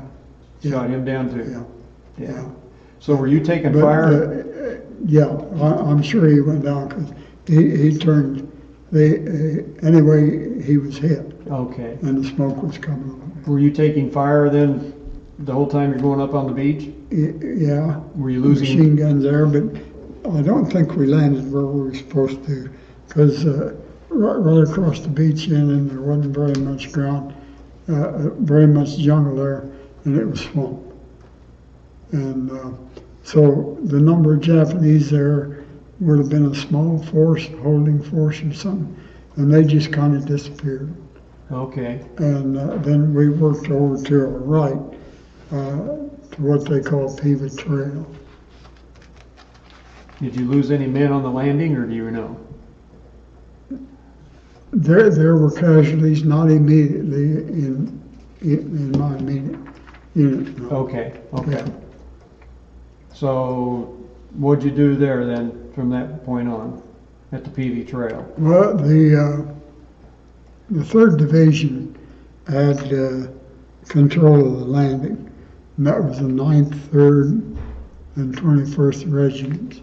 And the Raiders were attached to them. So they put us out there on the line. And when you're in the jungle, everything is trails. You can't just chop your way through all the time. But there were not friendly natives on Bougainville. They had been under Japanese for a long, long time, and were friendly to the Japanese. But anyway, I remember we got to Peavy Trail and through a front line across there then, and we spent a couple of days there. Okay. Just waiting, kind of. We patrolled every day out, so far and back. I think you told me at one time, maybe this was about that time, that you were the point man Yeah, going out and bullets were coming at you. Is that when you told me you could Yeah. tell us about that? well, but that was, we'd seen a lot of that on Guadalcanal. Everything goes down the trail. Well, you've got whoever's the front man, he's called the point man. And so if you run into Jap, theoretically, he should be the first to get shot. But in this case, the machine gun opened up and the bullets went both sides of me real close, even nicked my clothes some. But I think we had about 12 guys in that squad, and the last guy in the squad got hit. Last guy in the squad, yeah. So you never. I think you told me something about you could actually see the bullets coming. Well, yeah, we got into some real fights. This would have been a little later than they put out they call it road blocker or trail block, and one company manned that block a couple miles out down that trail because we did some night patrolling there that we shouldn't have done. But anyway, and Washburn had taken the first company out there. But that's where the war dogs, we had them with us. And the messenger dogs were dandies. And they were German Shepherds, the messenger German dogs. Shepherds, yeah. But the black Dobermans and Doberman pinchers were supposed to be the fighting dogs. But they could not stand. When the firing started, they just went nuts. And you didn't know what they were going to do. Right. Though I understand later on, like at Guam, where they had native families in caves and like that, that those dogs didn't help them there. Sure. But you never finished telling me about seeing the bullets come at you. You'd mentioned that. I think you saw compressed air or something. Well, the Japs hit, and we were anyway, we were coming down Peavy Trail, and the Japs hit, and Washburn had G Company behind us. I was in H Company, and Washburn threw a skirmish line on here, and I think that trail turned a little bit to the right. And the Japs, the minute they hit, then they're going to try to envelop you. They come down both sides, and you hear the bird call. Yeah, and I think they give the distance that way with those bird calls.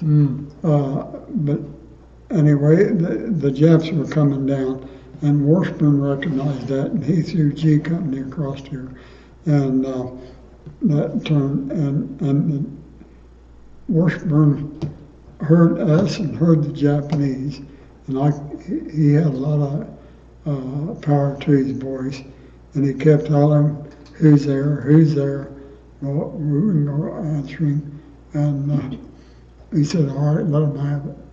And his whole company opened up then. I think that trail turned out. And anyway, here come the Japanese then down, and they opened up at the same time when G Company opened up. And I think we were getting both of them. Oh my. Yeah, but if those bullets coming straight at you down, you're looking down there, looking for the enemy, and those bullets are coming straight at you. You know, you can see you don't really see the nose, but you see the compressed air, little rings around the front of it. You don't think that is, you think that was. That had to be kind of scary. Yeah. And I think you told me then you were there for almost 2 months on Bougainville. Yeah. And then you got another illness or Yeah. an infection. Is that what that was? Yeah. Okay. Yeah. And they lanced it. Well, it was on the arm here. I'd had osteomyelitis in high school, and they had cut that bone out, and that had healed up. But I had cellulitis at that same time, and I had some cellulitis in my left leg too. Why that? I guess it was just living in the mud, like some of those pictures that you see there. You know, it rained 4 to 5 inches at 4 o'clock every afternoon there. So the minute you dug a hole, that afternoon you're going to get full of water. Yeah. And so we were living in that mud constantly, and I guess that's what brought it on. Yeah. Anyway, they got me out aboard ship, and the guy lanced it there and used sulfamethazine. That was a good antibiotic. This is way before penicillin. Yeah, oh yeah. So after Bougainville, you went back to Guadalcanal, and that's when the Raiders were disbanded. Is that what you told me? Yeah. And they disbanded it because it was considered too small of a unit for what they were wanting the Marines to do at that point, right? Yeah, yeah. And that is what they all said, and I guess maybe that's right, because everything was so much bigger. Right. After that. But that was around February of '44, you said, and I think you got a 30-day leave to go back to the United States. Yeah. Well, no, we went back to the United States. It was an Army transport manned by merchant marines, and they had a contract feeder on there, and so it was hominy twice a day, and you have all the hominy you want. When did you ever get a good meal? Well, New Zealand. New Zealand, okay. Steak and eggs. Okay. But anyway, you went back to the United States. Yeah. And the Raiders were disbanded, and you got to come home. Yeah. Well, actually, the Raiders were disbanded on the beach there at Guadalcanal. Okay. They had their ceremony. Oh, they had a ceremony. Okay. And that's when the brass stood by me, and I had my gung-ho knife buried in the sand. And they they pulled a sea bag inspection, because all that and the Japanese weapons and everything were all contraband. You couldn't even keep your own knife? No. Or weapons or anything like that, you know. Yeah. And because there a number of guys had Japanese pistols and like that, you know. But later on, you know, they were carrying a lot of stuff out. But at that time, it was a no-no. But anyway, they stayed there and watched me reload that sea bag and pick it up and go aboard the landing craft. And it stayed there in the sand on Guadalcanal. Okay, so you came home. And 30-day leave then out of San Diego. Okay. Yeah. No, they didn't furnish transportation. we had to buy our own train. But everything was by train. Sure. Yeah. But you couldn't get a Pullman unless it was under government orders.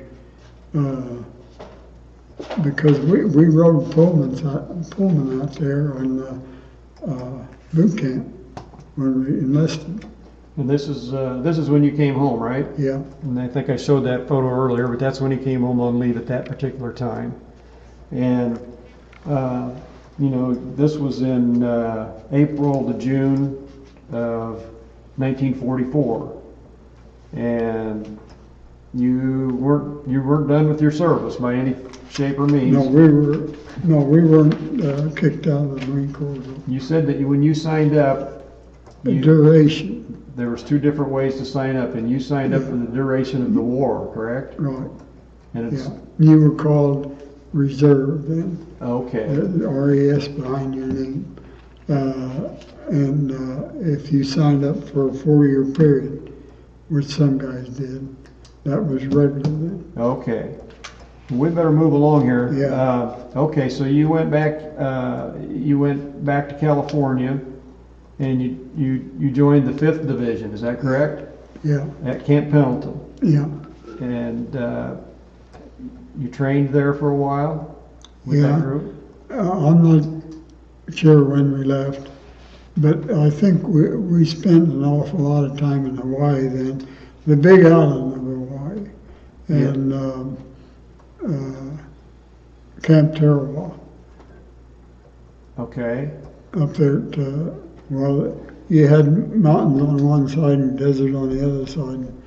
And so it rained like heck coming out of the mountains, and the wind would be blowing off the desert, and the sun would put your eyes out. And then I've got notes here that you went to Guam, and it was like a 62-day trip. Was that? Well, no, we laid off Guam for 62 days. Okay. We were the reserve for Guam. Okay. That was just the 26th Regiment. Okay. And what did you do there then for 62 days? Just it was just saltwater baths, saltwater washing clothes, and were you training any, or were you no? I think we had some calisthenics. Okay. Yeah, but it's a metal ship under tropical sun, and so every lifeboat had everybody on it could get there. But then you went back to Hawaii from Guam. Yeah. And it was from Hawaii at that time that you went to Iwo Jima. Yeah. And I think you told me, how long did it take you to get to Iwo Jima from Hawaii by ship? Well, a couple of weeks. Okay. I don't know. That's all in, bunch of ships, what they call them, convoy. A fleet of ships. Yeah. Okay. Yeah. And they would, zigzag and a submarine maneuvers and everything. But that was all, long-term planning by the Navy. Mm-hmm. And so there was some extra time allowed in there. Sometimes, it was quick, and another time he was waiting several days. So you went to Iwo Jima, and you were there on the first day of the landing. Is that correct? Yeah. The 26th being when they were declared the reserve for Guam was detached. That's regulations that you don't move out from under somebody's authority without getting that all legal, I guess. But we were excluded from the Iwo Jima planning that way. Oh, okay. And then they added in, and that came in after we were aboard ship, that if the 4th Division, they landed on the right and the 5th Division was on the left, if the 4th Division got ashore and established, we were to go through them and straight to Motorama, which is supposed to be a town, but there weren't civilians on Iwo. Right. but that's where the end of the runways were. Get my line of thought together again here now. But the 4th Division did not get off the beach. And they had the CVs scheduled to come off behind the 4th Division and all of their equipment. Well, and the Navy had Okinawa coming up.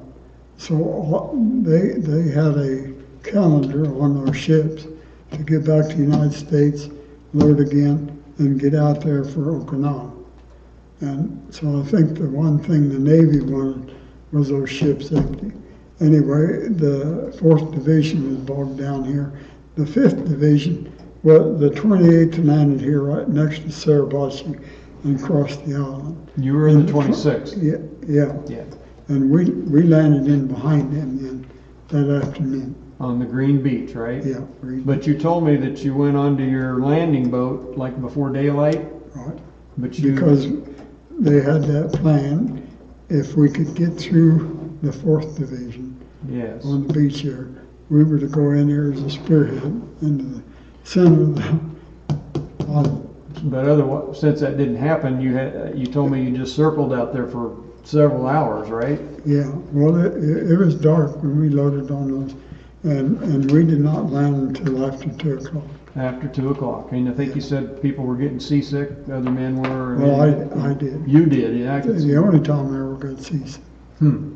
But did you see what was going on at the time on the? Well, there was a lot of smoke. You couldn't see anything on the island. It was all smoke. Okay. And every now and then there was always a breeze across there, and it would blow that smoke away, and you'd see Suribachi. Okay. And the other island then. So you landed at 2 o'clock. Tell me about that. You got off your landing craft, and were you taking fire when you landed, or what? Yeah, there were shells, and also we were pretty close to Suribachi, so there were a lot of machine guns in caves there, and it wasn't real hot fire, but it was there. Yeah. And but the shells then were coming from different, more or less from the other end of the island, and but there were a lot of dead Marines on the beach. But that island went straight up, kind of like that, and that I was going to bring some black sand. Oh, that's what's there, isn't it? Yeah, it's volcanic ash. Yes. It's black. I think you told me you ran up that slope and. Yeah, there were dead Marines along there, and I dropped down between two of them, and a shell hit on the other side. And the one, he was on his knees with his face in the sand.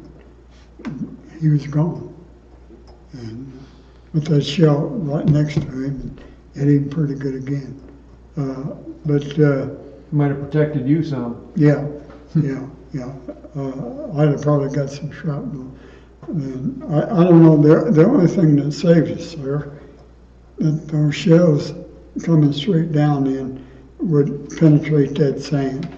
And so you had a cone like that. And if you were in that cone, you got shrapnel. If you were that far out, it all went out.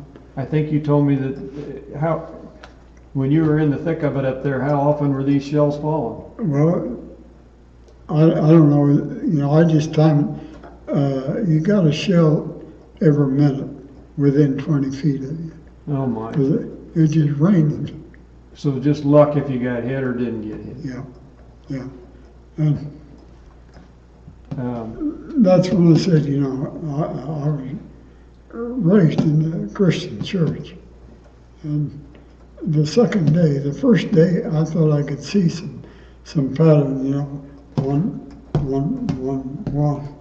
And then I hollered at the guys to move, and two guys right behind me, they didn't work out all that shell hole when landed right in there.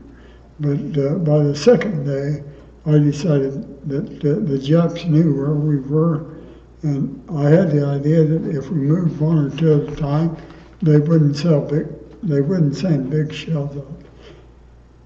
But they knew where we were. They just, as fast as they could load them, they shoot.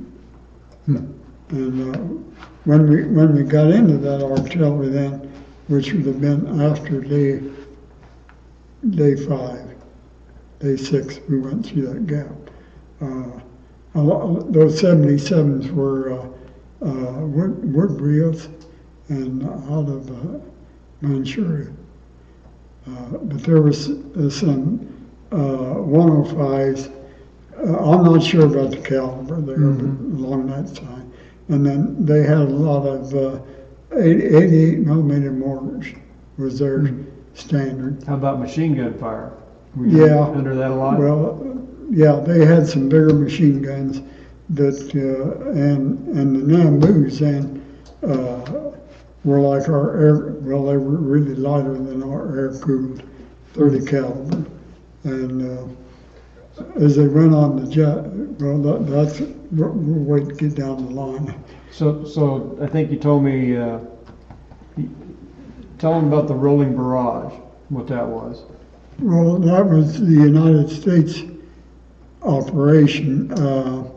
The brass stayed out, the brass, I mean, the admirals.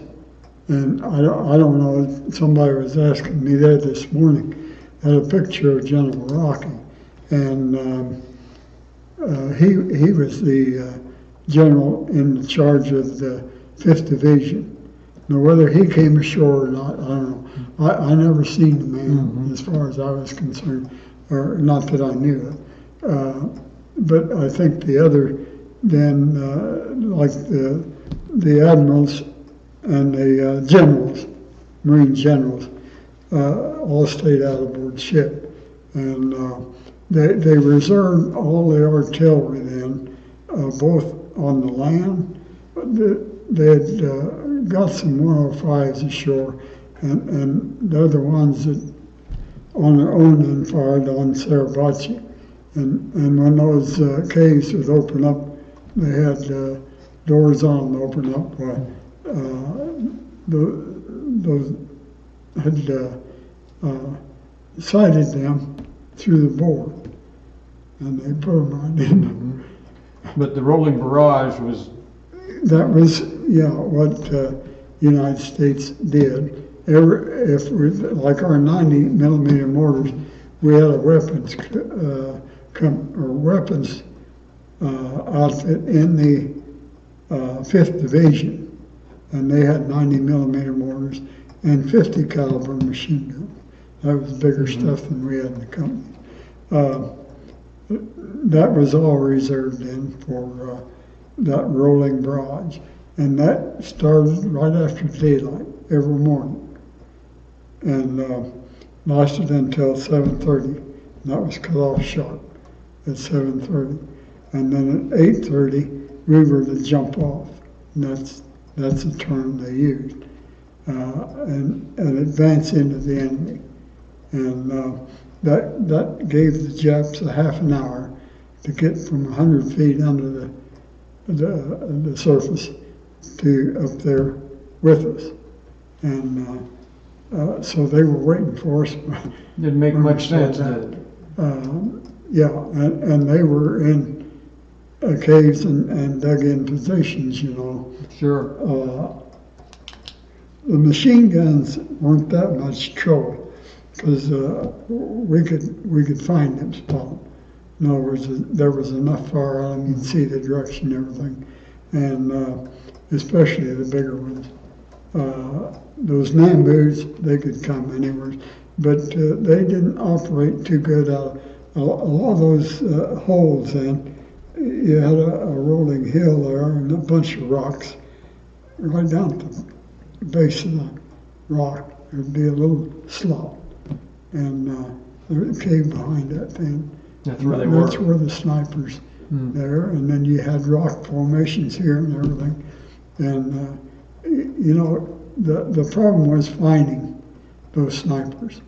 But as the thing went on, they got a lot better, and I didn't tumble to that right off. But each evening then, they came to those Japs, at dark, their bombardment of us stopped because we had planes in the air, and I think they were afraid of those flashes and the United States picking them up and then knowing where they were, come after them.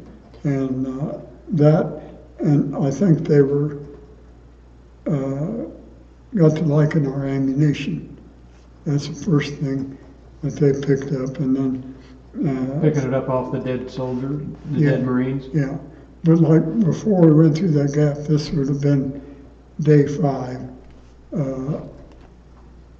When I went back to the beach the next day, well, I went to the beach every morning. It wasn't the beach. That's where my outfit had the aid station set up. The wounded were brought to, and it wasn't too far off the beach. But I had my sinuses closed up, and I had a headache out of this world. And working with dynamite will do that. And then all that Jap stuff was black powder. So you was breathing smoke all the time.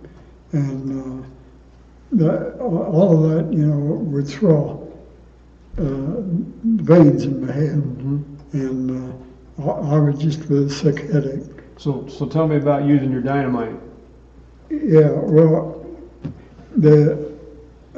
about day 3, I think, the Seabees got a ramp built up that steep beach. The ducks, and the ducks were boats with rubber tires on them and a propeller behind them, and they could travel quicker out to the ships and then get back in. And once they could navigate that incline on the beach, they were the guys that were bringing the stuff ashore. And they were just pitching it off there. And there really wasn't anybody paying any attention to it, because all that was under fire. Okay. Yeah. And, so that's where you got your dynamite? Yeah, I could find dynamite. And we had bazookas too starting out, but that was the infantry's artillery. So, But when their fire was coming down that thick, after 2 or 3 days, every one of them had been hit. And the same with the fire or the flamethrowers. Every one of them. they were after them. But they did get new flamethrowers in there. But I could find bazooka ammunition, but I never found any bazookas in that pot. So what'd you do with the dynamite? Well, I could find boxes of dynamite. What'd you do with it? Well, took it, yeah, that and hand grenades. That's what we worked with, hand grenades, on all these caves. If we spotted something and got to some hand grenades, or put some dynamite with it, and then the grenade. Throw it in there. Yeah. You told me about. We're going to have to wrap this up before too long, but you told me about a Marine you saw that threw a hand grenade in one of those caves. You want to tell us about that? Yeah, that was the last morning there. We got replacements, and the Marine brass was really proud of that, but that didn't work. They didn't know us, we didn't know them. And they had no training, really, what we're doing. We told them, if we got somebody on a hill, the Japs could hear that, and that would cut down the sniper's fire. Then, so that was part of it, trying to stay alive. You had to make sure that every hill that you could get to was covered, and then deal with the others. Mm-hmm. And but they didn't understand that, what we were after. You'd ask them to give us covering fire, and they didn't know. Yeah, but the casualties were high, because we'd get 4 or 5 of them in the morning there and lose them all by noon. Well, What about the one that threw the grenade in there that you told me about? well, yeah.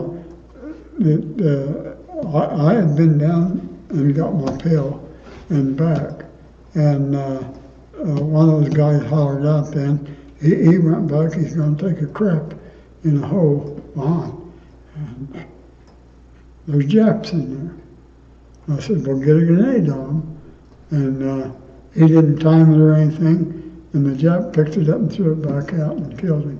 Killed the kid. He threw the grenade in and they threw it back and killed him. Yeah. So I went and took care of that. But those guys were... But explain to them what you're supposed to do with a grenade. Well, yeah. Depending on where you was throwing it and where it was going to land and everything, you timed it. You had 10 seconds, right? Right. So you... 1, 2, 3, 4, 5. Then you threw it. So they couldn't throw it back at you. Yeah. And he didn't know that apparently. Obviously. So let's get up to the point, you were on there about 14 days when you got wounded, is that correct? Tell us about when you got hurt then. Well, I just want to say that those Japs were real thin. Scarecrows almost, I think they were out of water. I'm sure of that. The one thing we ever, at night, we lost 1,000 some guys that day before we went through that gap in that cliff. And they were all there in a pile the next day then. We couldn't pick up 1,000 rifles and BARs. No. We made every attempt to get what water they had and food. We'd go through those packs. Off of the dead Marines? Yeah. Yeah. Yeah. And then go on. But the Japanese were doing the same thing, right? Yeah. Yeah. But I don't think they were getting much water because we were short of water too. I could get water every morning back there when I get my pills from that aid station. They had a blister bag there. And everybody had 2 canteens, and because they knew there wouldn't be water on the island. Right. And so let's get up to when you got hurt. well, yeah, that was that morning after that then, and the 5th Division had this line there, and we were along this lava rock cliff, and that was just like a honeycomb, and there were a lot of snipers in there and everything. We stayed so far away from it, but we were the last people on the right side of the 5th Division line, and because the 27th was down below us at the ocean on the other side, and then we were in the middle of 26th up against this cliff. And the airports were above that cliff, and the Japanese up. And so we weren't paying any attention to anybody on our right then until we got through that gap. Well, that was the end of that cliff for us. Well, then the 9th Marines appeared there on our right. And I'd go over and tie in with them in the morning. And that morning I'd gone over. And we were up out of the sandy area then. We were in the rock. And I think this was hard rock. It wasn't lava rock. And I think that was pushed up then by the, it wasn't a tornado or anything, it was a volcanic eruption. And I know that last 2 days I couldn't dig a foxhole, but I get in between some rocks. And but I'd gone over and tied in as they just talked to them what they were doing, what they knew, and got back to my outfit. And here come, across there was a swale here, pretty good long swale across there. and there was kind of a mesa there, and it was 40 to 50 high, just a straight rock cliff, and there was a ravine or two in it, but anyway, the two guys come across there, and they had one of our machine guns. And that goes back to a story way back there before we came through that gap of the Marines had got some tanks ashore, and they brought them up in there to clean up that cliff had made a turn there, and that turn was full of Japanese machine guns, and there were some big trees in there that had managed to survive the typhoons, and those tanks went into there, and the Japs threw everything they had in them, and they knocked the tracks off of them, and I lost a real good friend, Sergeant Frost, trying to get those machine guns. Those were older regular Army tanks, but they did not have the 30 caliber machine gun on. And the Marines had added them, air-cooled ones, one on each side. And he and a couple other guys made an attempt to get those machine guns off there, figuring the Japs would get them. Well, they got killed. And over here at this gap then was a banyan tree, and that's a group of smaller trees, and it'd be bigger than this room, and a lot of machine guns in there, and that's what we got occupied with, and we didn't get back there to get those machine guns until dark. The Japs had beat us to them. They'd gotten them. And I'm sure that the machine gun that those two guys carried across there, but it was our uniforms and our helmets. And so I went back to the 9th Marines, because they had been there for a day or two, and asked them what was going on. Well, they didn't know. And I said, well, were them Americans or what? And they didn't know. So you had to conclude that, I knew where that machine gun came. And I decided they had to be Japs. Well, they carried that on by here and down there, and they were not setting it up to shoot back at us. They were setting it to go more or less into the 9th Marines line. But there was this, I guess, washout or ravine in that rock there, and I was looking at that. Well, Fulton come up there then. He was an old ex-raider. He was platoon sergeant, but he was in charge of the company at that time, and he had been in the mortar platoon, but he had some rounds of 60 millimeter mortars, and that's what the company had. And he set up there and used what 60 he had on where those guys had crossed there, and put it along there, and I got convinced that there were not any Japs along that edge. Every morning when I woke up, I talked to myself, you're not immune. Japs are everywhere. Yeah. Well, why? That's where I made a mistake. You made a boo-boo, didn't you? Yeah. Anyway, I got halfway up that cliff, and there had to be a guy right above me on that edge, and he tossed a grenade over, and I could see it out of the corner of my eye, and realized immediately that it was not Japanese, because there wasn't any black smoke. It was clean. I knew it was American. The Japanese grenades had black smoke. Yeah. Yeah. No. Yeah. Well, and then their serrations were square and flatter. On their grenades. Where ours had a pretty deep serration, and but I don't remember hitting the ground, and I don't know how long I laid there. But I had those guys. I think I had 13 of them, and they were to follow me. But I don't remember looking back at them or anything, and I was halfway up that cliff, and when I got hit, and I don't remember hitting the ground, but when I came to, I was all that was there.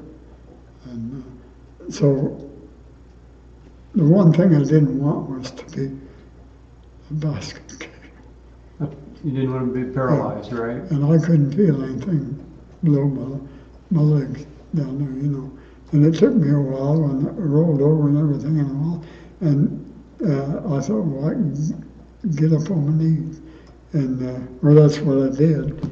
And crawled out of there. And it took me a while to get across there. And why some Jap didn't open up on me, I had no idea.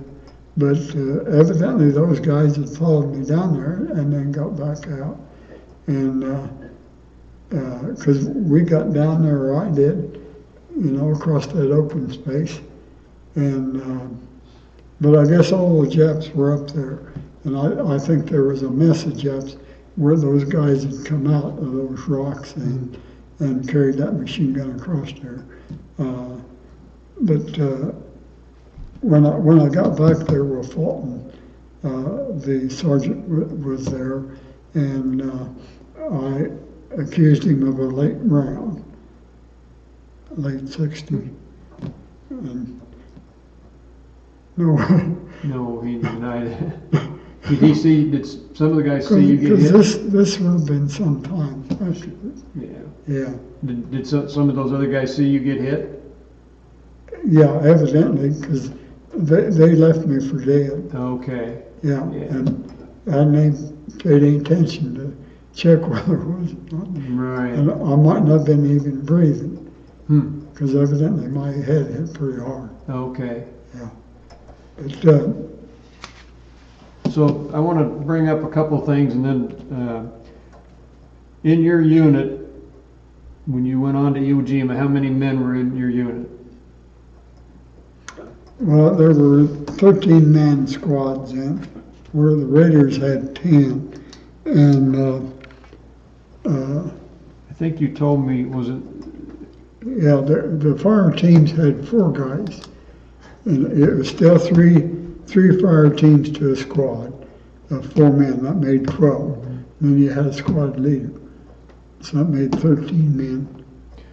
What I mean is, when you were in California, that group of guys in that big picture, how many guys were there? Oh, And then how many added? You got so many added it to was it? 275. 275? Yeah, and then we got 75 replacements. 75 replacements, so you had 350 guys. And out of those 350 men that went on to Iwo Jima, how many of them were not casualties? Yeah, Captain Fields was company commander of D Company then, and Sayers was the battalion commander. And Sayers got hit the first morning. So they moved Shields down there to take command of the 2nd Battalion. And yeah, I can't remember who was commander. Anyway, Shields told me that there was 26. Because he came back to the battalion later, or to the D Company then. Out of 350, 26. And this is a picture of the 26 that did not get...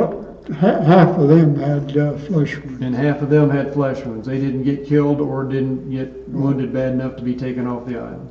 Yeah. That's amazing. Well, I think some of them had been taken off. And because I know the ship that I got on in, there were a lot of them, and a lot of those replacements that weren't killed were on there, you know, and we talked about that. But Right. Those that had flesh wounds were scheduled to go back. Okay, so we need to get this wound up here. You went to the hospital in Saipan. Yeah. And then they determined that you had a fractured hip and a part of your backbone? Is that... Sacroiliac. That's the bone between the hip and the backbone. Okay. I think that came from the fall. Oh, okay. Yeah, the shrapnel has gone in here, and I went through my web belt. Right, which probably slowed it down. There was 2 serrations of American grenade when they dug it out in Great Lakes. Yeah. So you went to Saipan, and then you flew to Hawaii, and took a ship to San Francisco, and then a train back to the Great Lakes Naval Hospital, and that's where you were. And they didn't take the shrapnel out until then. Is that correct? Yeah. Well, it was quite a while then, even, because I found that the train out of Chicago then to Springfield, Illinois, there was 2 of them, I think. Ann Rutledge was one of them, and then there were milk trains. But if you got one of those 2, that was pretty fast to Springfield, and I could take the elevated then out of Great Lakes into Chicago to the train station, and then there was a Trailways bus out of Springfield to Beardstown. Okay, that's how you got home. And it would only take about an hour between that, getting off that train and that bus. But anyway, if you got a 72, you'd leave there at Friday noon, and then you had to be back at Monday noon. And I could make that and be there. Well, if I left Friday noon, I'd get there Friday evening in Beardstown. So you actually got discharged from that hospital out of the service, is that correct? Yeah. Well, I had orders to Philadelphia Navy Yard. They gave me a 30-day leave, and then orders to Philadelphia Navy Yard. And they had that point system, and if you had so many points, you're supposed to get out. Well, they weren't paying attention to it. And I got out there in Philadelphia, and I remember having Liberty that night. And but anyway, the next morning they issued rifle and helmet and pack and everything, And we were aboard a truck, going to go down to the ship and go through the canal to Japan for the occupation. And the war was over. So I was really good. How'd you get out of that? Well, the guy kept running out. I had 4 names on a piece of paper. Mine was one. Okay. And I was on my way back to Chicago because that was my place of enlistment. Okay. Yeah, because I know they paid me $12 mileage between Great Lakes and Chicago. I've got a couple more questions to ask you, and we'll wrap it up here. When you got out of the service, you came back to Beardstown, correct? Yeah. Did you have trouble readjusting to civilian life? Yeah. You did? In what way? Well, Just being through everything? It wasn't recognized anyway, but I tried to drink this ton. Did a lot of drinking? Yeah. Well, I don't know a lot of what she's doing like that, but you've seen a good friend of yours just get nothing but bone and blood and thrown all over, and but then you get to wondering, why did you survive and they didn't? So there's a guilt. Yeah. That's not uncommon. Yeah. No. But you did end up straightening out your life, I know, and you got married and had a nice family, and things worked out for you, didn't you? Yeah. And do you belong to any military organizations? VFW and the Marine Raiders. Okay. And then there is a 5th Division Superior too. And I think you told me you went back to Iwo Jima on the Yeah. 50th anniversary, is that right? Right. Okay. Well,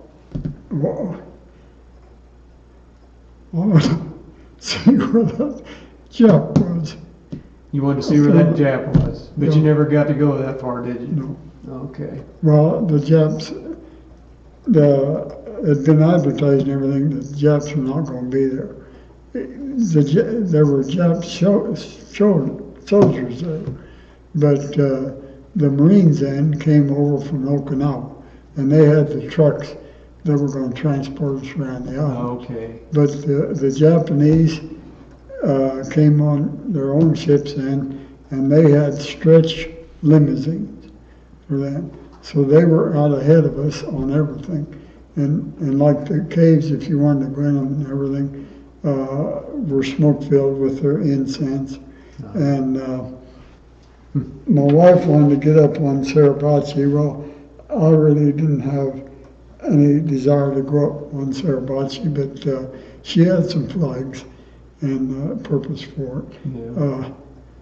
But I remember when they raised the flag, I had turned around and seen this flag up there, and I didn't hear the horns honking or anything, but because there was a lot of shooting going on,